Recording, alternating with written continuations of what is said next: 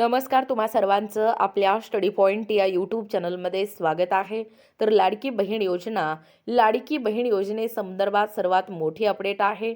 खरं तर लाडक्या बहिणींनी ई-के-वाय-सी म्हणजे 31 डिसेंबर 2025 या अगोदर ई-के-वाय-सी नंतर पैसे बंद झालेले आहेत.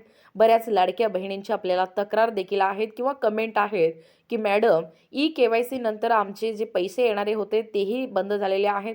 तर त्याची नेमकं कारणं काय असणार आहेत तेच आजच्या या व्हिडिओच्या माध्यमातून आपण जाणून घेत आहोत. बघा, पहिलं महत्त्वाचं या ठिकाणी कारण असणार आहे, लाभार्थ्यांचे जे वय आहे ते वय वर्ष 18 वर्ष कमी किंवा 65 पेक्षा जास्त आहे.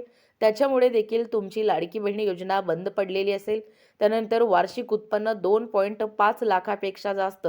बरेच जण 2.5 लाखाचं उत्पन्न या ठिकाणी दाखवून प्रमाणपत्र जोडतात म्हणजे इन्कमचं.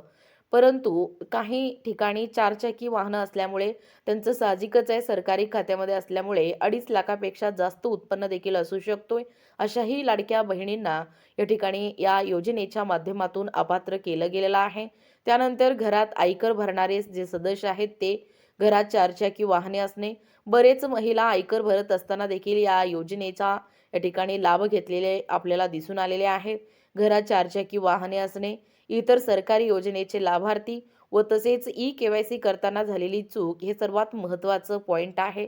खरं तर ई-के-वाय-सीसाठी मुदत वाढवून दिल्यानंतर विधवा आणि घटस्फोटितांसाठी ऑप्शन देण्यात आल्यानंतर बरेच जण ई-के-वाय-सी पुन्हा, ज्यांनी ई-के-वाय-सी अगोदर केलेला आहे तर अशाही लाडक्या बहिणींनी पुन्हा एकदा ई-के-वाय-सी केलेत. पहिल्यांदा बरोबर केले आणि दुसऱ्यांदा होय नाहीमध्ये जम्बलिंग होऊन त्यांचं या ठिकाणी ई-के-वाय-सी चुकलेलं आहे. तर अशाही लाडक्या बहिणींना या ठिकाणी आपल्या येते 1 जानेवारी 2026 नंतरचा जो लाभ आहे तो इथून पुढे कायमचा बंद राहणार आहे.